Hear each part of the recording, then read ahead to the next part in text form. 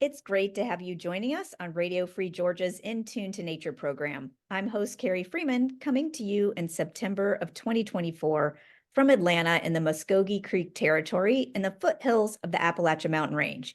Today, we're going to be talking about mapping the conservation of ocean life to protect sea living beings from industrial activities as we discuss the status of legally protected marine ocean areas worldwide, some of which are called blue parks.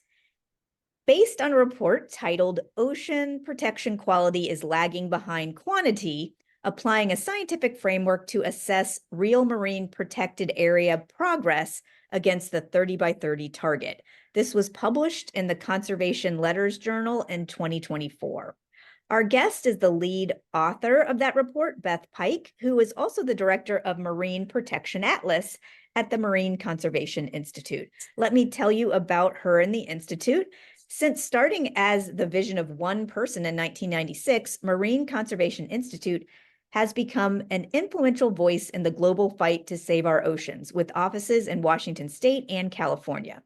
Their priority is to help create an urgently needed worldwide system of blue parks, or recognized highly protected areas, to ensure the future diversity and abundance of marine life. Their website is marine-conservation.org. They also developed and actively maintain the world's most comprehensive online marine protected area database, called the Marine Protection Atlas, to encourage meaningful progress and accurately reflect the current state of marine protection. Our guest, Beth Pike, is the director of Marine Protection Atlas at the Marine Conservation Institute. Beth has led the Atlas team effort to highlight areas that best protect and conserve the ecosystem through strong marine protection. The Atlas and global maps can be explored at the website, which is mpatlas.org. And that MP is short for marine protection. So it's mpatlas.org. Beth earned her Master of Environmental Management from Duke University's Nicholas School of Environment with a certificate in geospatial analysis. Before that, she earned a bachelor's in biology from Long Island University and researched right whales in the North Atlantic and humpback whales in the North Pacific. Beth has a 500-ton captain's license, has worked as a captain, mate, and naturalist throughout Alaska, the Pacific Northwest, South Pacific, Mexico, and Hawaii. In her free time, she loves boating and hiking with her family. Welcome, Beth. Hi, thank you, Carrie. Thanks for having me. Beth, your bio is so interesting, especially as a ship captain and a whale researcher. And for my book research, I was just up near Glacier Bay National Park in Alaska, and I was fortunate to go out on boats 3 times to see dozens of humpback whales feeding there, some with their calves over the summer. And I learned they breed and give birth far away in the warm waters of Hawaii during the winter. Can you tell us something you enjoyed or learned while studying humpback whales? I know you spanned their long annual migration routes from the South Pacific to the North Pacific. Yeah, well, it all started out as post-undergrad, wanted to move to Hawaii. It was pretty straightforward. Who doesn't want to live in Hawaii? Absolutely. So I moved out there and I started working as a naturalist on whale watching boats because I wanted ultimately to study whales. And my theory of the case was that I got far too excited every time I saw a whale and I was never going to be a good researcher. So I was trying to harden myself a little bit by seeing a lot of whale activity. And I'm like, well, then I'll be able to be a serious scientist. And I can confirm that over the course of the decades that I've been on the water around whales, it has never stopped being exciting. But I see it now as a feature, not a bug. And honestly, the day that I don't enjoy seeing whales in the wild will be the day that I probably need to stop going out on boats. But yeah, it kind of transitioned into a long-term stint with right whale research in the Northeast. So I came back to my home base, which is in Massachusetts, and worked with the right whale program based out of the New England Aquarium. And yeah, it just has been a lifelong love. I was actually just in Glacier Bay a couple weeks ago myself, and I have a junior ranger badge actually from Glacier Bay on my desk that I just earned this summer. I've been going up to and all the kindergartners have that junior ranger badge. Yes, well, you have to impressive, perform. Beth. Yeah, well, they don't just hand them out, okay, Oh, Carrie? I You see. have You to have to take earn a them. little quiz with the Yeah, and you have to I do a did see little that happening. performance or a little, you have to tell people what you've learned. And actually, funny enough, the thing I love the most in Glacier Bay is this place called Gloomy Knob, where there's mountain goats. Oh, I saw them. Yeah. Yeah, and I am obsessed with the mountain goats. For somebody who got up there thinking the whales would be the big draw, it's hilarious how entertained I am by sitting there for a half an hour just staring at a cliffside with mountain goats on it. And You're like, how did they get there? The rest of us would be screaming they if we have were no standing business on a on little those on ledges, a and they cliff. have babies with them, and it's absolutely mind-boggling that this is a habitat they choose. It's seeing them, up close doing mountain goat things, I think super impressive. So yeah, Glacier Yeah. Bay is a magical place, and if you haven't been, don't go on a large cruise ship is my advice. Go Yeah, on a fly small in, boat, fly in. Yeah. spend time there. Yeah, it was fantastic. Yeah. Well, getting to the published report you recently co-authored with other scientists, it's called Ocean Protection Quality is Lagging Behind Quantity, applying a scientific framework to assess real marine protected area progress against the 30 by 30 target. Can you first clarify for our listeners what 30 by 30 conservation targets are and why they're needed? Sure. So the Convention on Biological Diversity is an international agreement by countries to support the increase in biodiversity. So most folks are now pretty well versed in the challenges of climate change. But there's a larger issue looming behind it, which is a dramatic decrease in biodiversity on the planet. And so as a way to try to offset this Convention on Biological Diversity was created. And what countries are trying to do is work cooperatively to both protect 30% of their jurisdictional waters, but on top of that, 30% of the world's oceans. 60% of the ocean of which is beyond anybody's jurisdiction, right? So what we call the high seas. So that's an important piece of this puzzle. You're never going to get to 30% of the ocean protected in any way unless you find a way to do it beyond places where countries can work unilaterally, and they have to start working cooperatively.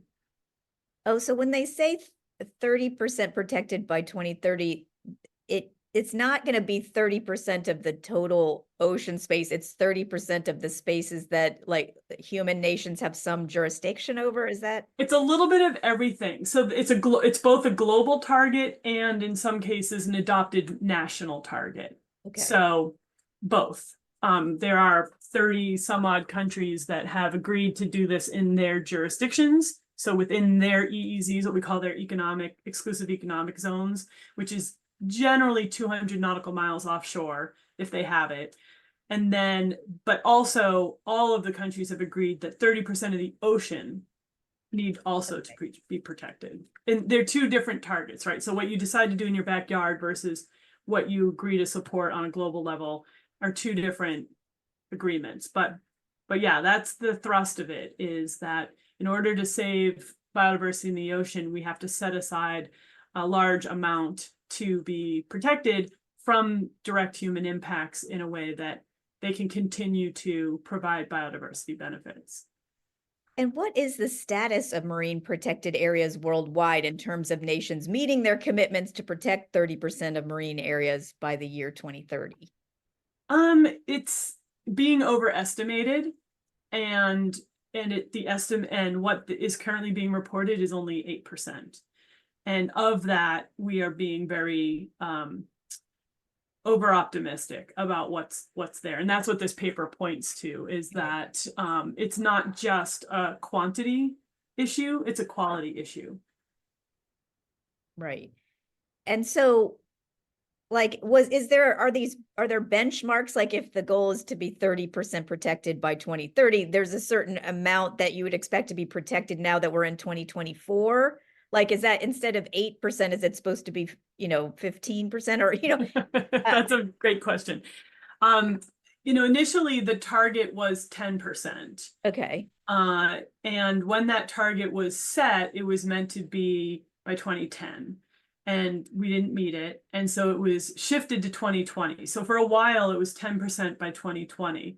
And if you look at kind of the growth of marine protected areas over time, you see a bump in the last few years of that decade, right? As countries started to see this 10% goal and this 2020 year coming upon you, there was a big kind of arms race, almost is what we called it. Like countries started just looking around and finding large swaths of their jurisdictional waters that they could protect to try and meet these targets. And it was effective. There was a number of large marine protected areas announced and put into place at this time. And then very optimistically after the pandemic and when scientists started meeting again, they looked at this 8% and said, we need more because we aren't getting ahead of the problem. There is still a biodiversity crisis. So they decided to be more aspirational and set this 30% target by 2030. And, post-pandemic and as the world's come back into having meetings, I suspect there's a lot of moving and shaking behind the scenes, but what's been kind of formally announced and put out there hasn't been put out yet. So I would anticipate actually seeing in the latter half of this decade, the fruits of some of these efforts that are ongoing now starting to come forward with formal designations, in the next 5 years. So that's good. It's and not surprising. Pressure on them to hold to these commitments too. Right. Well, it's self-induced pressure, right? They agreed to these targets. It's meant to be everybody kind of picks up and does what they can. Yeah.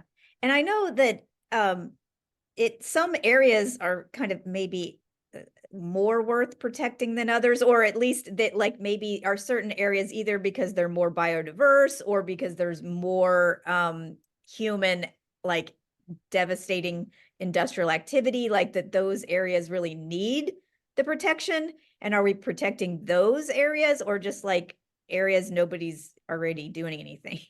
Yeah, no, we're trying to do all of those things. And there are actually over 18,000 marine protected areas currently reported to what's called the World Database on Protected Areas. So that's the official repository for where a country would submit protected areas, terrestrial and marine, in its, towards its targets.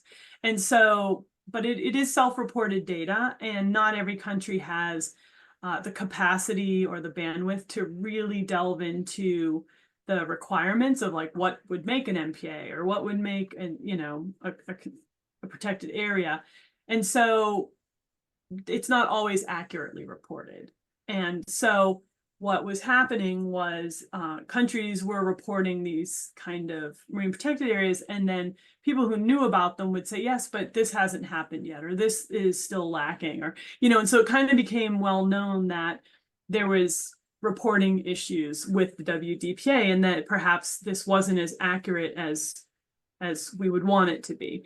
And so our organization, 10 years ago, started taking a more nuanced view of the WDPA database. And one of the first things we tried to separate out was whether or not things got implemented. So everything is required, or everything that's reported is meant to be reported upon designation. And designation is a legal step where you take a marine protected area and you make it official in some sort of governing document. And it can be locally governed, it can be nationally governed, but there has to be some piece of paperwork somewhere that officially designates this area as existing. But what doesn't necessarily always come with that is implementation. So change on the water, right? That can be delayed by all sorts of very important things, like now going out for public consultation. Now we have to find funding for it. Now we need to zone it. I mean, there's a lot of reasons why a designation starts the process. It doesn't end the process, right?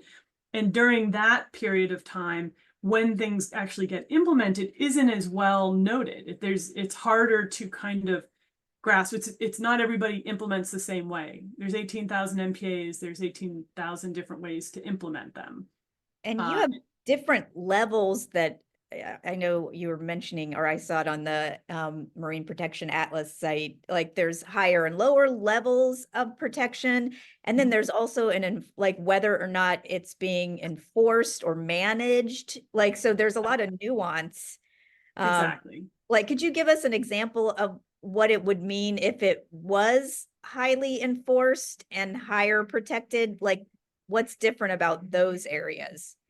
So what we call them are fully and highly protected areas. And so that was another challenge with the database is you could say it's partly what we used to call no take, which was no fishing generally, but it was meant to be no extraction, right? So there's nothing being taken from that area.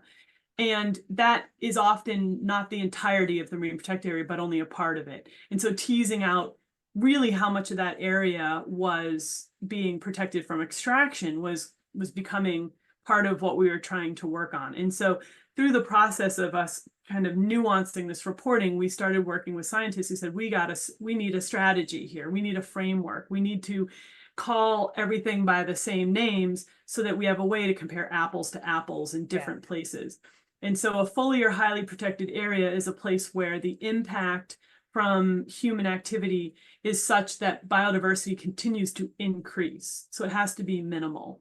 So places like Papahanaumokuakea, which is in the Northwest Hawaiian Islands, is restricted from any type of extraction. You can't fish there, you can't mine there, you can't dredge there, you can't take things from that place. And it's a large one. There's smaller ones, like down in Mexico. They have a couple of very small MPAs. Cabo Palmo is been there for a long time. It's very small, but there's no extraction allowed there. And so what we know from science is that these places that are strongly protected and effectively mitigating impact from human activity, you're seeing an increase in biodiversity. And so the idea is not only to implement these places and make them work by governing them and having budgets and having staff and having monitoring, but also making sure that you're actually enforcing a level of protection that allows for biodiversity to increase. So whatever your impacts you're allowing aren't offsetting it, an improvement in the biodiversity of that area. Beth, I found out about your co-authored report by reading an article written by the news outlet Inside Climate News, and their subheading described the issue in this way. It said, in a setback to efforts to conserve 30% of the ocean by 2030, a third of the world's largest marine protected areas allow destructive practices like mining and commercial fishing, while others are quote unquote paper parks with no formal conservation measures. Can you tell us like some examples of that where, like, I guess someone's saying it's protected, but then there's still commercial fishing there or no way to like tell people to stop? So is that what they mean by paper park? I don't know if you guys use so that. Paper parks are, there's a couple ways you could end up with something that would be called a paper park. So one way to do that is to not have any actual restriction on activity. So you've put a marine protected area in place, but you've changed none of the behavior that's there. And the behavior that's there is in fact impacting biodiversity through large amounts of extraction. Industrial use generally tends to have pretty large impact, whether you're, deep sea mining's on the horizon right now. We've long been doing oil and gas exploration in these places. Industrial fishing, where you use these really large and not very well directed fisheries gears. Like, so, bottom trawl doesn't just pick up certain things, it picks up everything, or a purse seine that picks up lots of different, so the amount of bycatch that gets caught by accident in these non-discriminatory gears on a large scale, that's impactful. So what we found was by looking at the entire database of protected areas, the largest 100 marine protected areas account for 90% of everything we consider protected. So of the 8% that's reported, 90% of that 8% is in 100 MPAs. And so what we were able to do is, instead of looking at 18,000 marine protected areas, we looked at 100 of them. Okay. And what we found was that there was areas within that 8% where there was activity that was incompatible, what we call incompatible with biodiversity. So industrial extraction that does not contribute and makes it so the site cannot contribute to biodiversity benefits that are the whole reason you make a marine protected area. They're the only type of area-based management that explicitly tries to, as part of its mission, increase biodiversity. So if that's the point of these areas, then they should be allowing activity or disallowing activity that's adverse to that. But also a large amount of that area, a quarter of it, in fact, hadn't been implemented. So the designation was there, but because of a change in political will, for example, or a change in economic status, pandemics, things like that, that have kind of caused delays in the implementation. So what happens is, because the way we report marine protected areas is upon designation, those things are getting credit before they're necessarily in place. And there's a host of reasons why that would happen. So a paper park can be just a place that isn't implemented. It could be a place that's implemented, but implemented at such a low level of protection that it's not meaningfully mitigating impacts. So it's just allowing things to happen, and it's there and it's happening and people know about it, but it's still allowing so much to happen that biodiversity can't be a benefit of that area. If you're just joining us on Radio Free Georgia, this is In Tune to Nature, and I'm host Carrie Freeman, talking with Beth Pike, Director of Marine Protection Atlas at the Marine Conservation Institute. We're talking about the state of protected marine areas globally and the need to increase the number and quality of the blue parks that protect sea life from human harm and disturbances like mining and commercial fishing. The atlas and global maps can be explored at the website mpatlas.org, and that's MP short for Marine Protection, atlas.org. Beth, in just a few minutes, can you speak to the proposed solutions that you and your fellow scientists outlined in the report? Like, what needs to be done and by whom? Yeah, so what we were trying to point out was that in a lot of issues, it's an accounting error, right? And it's because of when things count. Every marine protected area has a starting point to this current time, where it was first thought up and then proposed, and then it goes through a host of steps to become designated. So it's not nothing to say you've designated an NPA. That is the lion's share of the work, but then it isn't an endpoint in that journey either, right? Marine protected areas have to continue to move into a state of implementation, and actually beyond that, they need to be what we call actively managed, which means you have a plan, you consult that plan, you implement that plan, but then you review the plan. You go back every so often and you say, is this working? Can we show outcomes? Are we showing benefits? And if we're not, do we have to change this plan? So it's, the call here is that marine protection needs to move beyond the political cycle, and it needs to have long-term funding. It's been very much as people are trying to reach these targets, like, let's get this on the map, let's get this on the map. And we've had a couple of marine protected areas recently that have been peeled back because of lack of economic benefits that they were promised, or because equity wasn't involved in the decision. So it was marine protection that was imposed on a community that didn't necessarily want it. And so we've had to learn from these missteps, but we need to do better moving forward. You need to really engage with the community that's local to these areas. They need to buy into it. They need to support it, or else nothing works.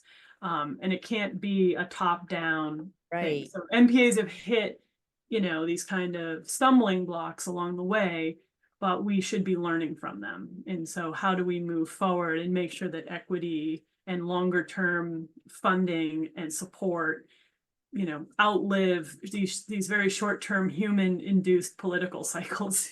Right, because the whole thing's very bureaucratic.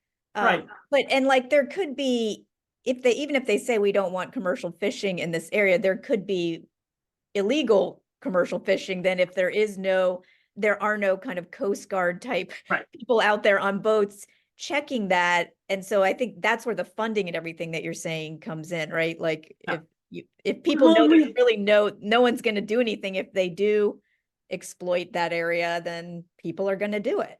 yeah, well, you know, and like there are countries with strong presences on the water. The US is certainly one. If we tell people we don't want you fishing in our water, we're pretty capable of enforcing that. Not every country is.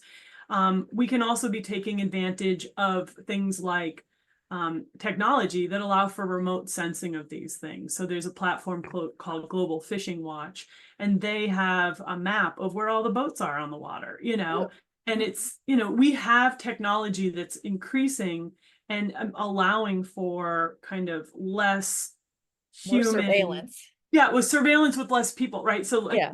the technology is expensive though, and Yeah. using the technology and leveraging it is expensive. So you need capacity in these places for people to use the tools you want to give them. But the tools exist, and that has to be lined up with the community or and the governance there being able to use those things, right? And so part of what you need to do is build capacity and also acknowledge that, you know, local decisions should be made locally and, you Right. know, not enforced on people. Like, Right. That's like the environmental justice component of more indigenous or frontline communities having their own stewardship, you know, of the right, area. right. That's good. Just really quickly, is there a certain region? I know you mentioned like Hawaii as a good example before, but are there some other regions or countries that tend to be doing a good job and they've got a lot of parks, or they're at a higher stage of protection?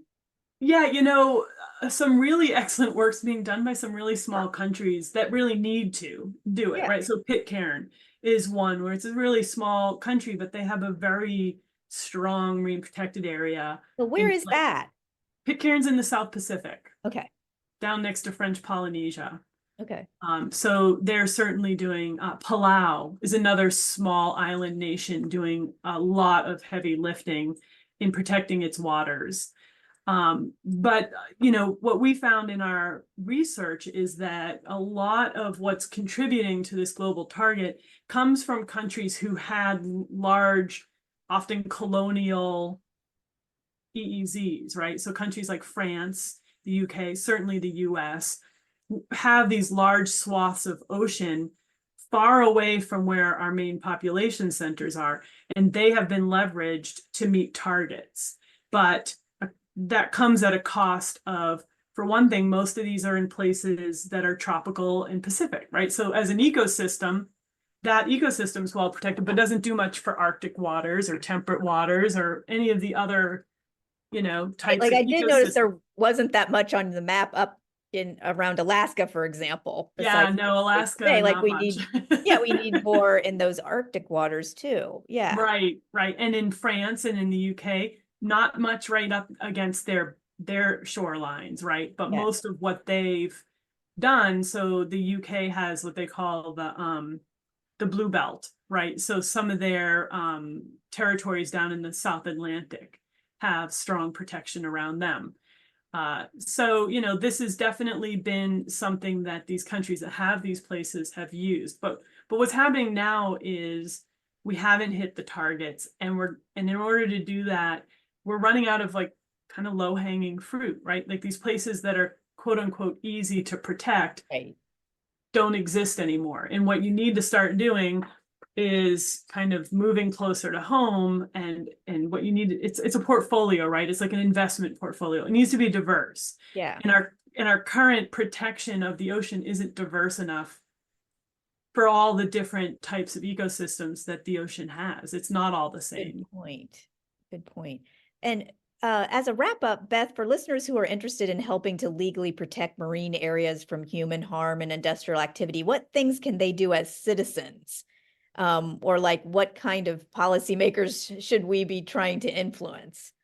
You know, I think, well, it's a ripe time to mention it here in the States because we should be voting. We have an election coming up. We have right? a very big election coming up, and we're at a really crucial time in both in terms of these targets that we want to reach, in terms of the planetary health, right? So we're at a crux where climate change is upon us. The effects are being seen in real time, happening to us now.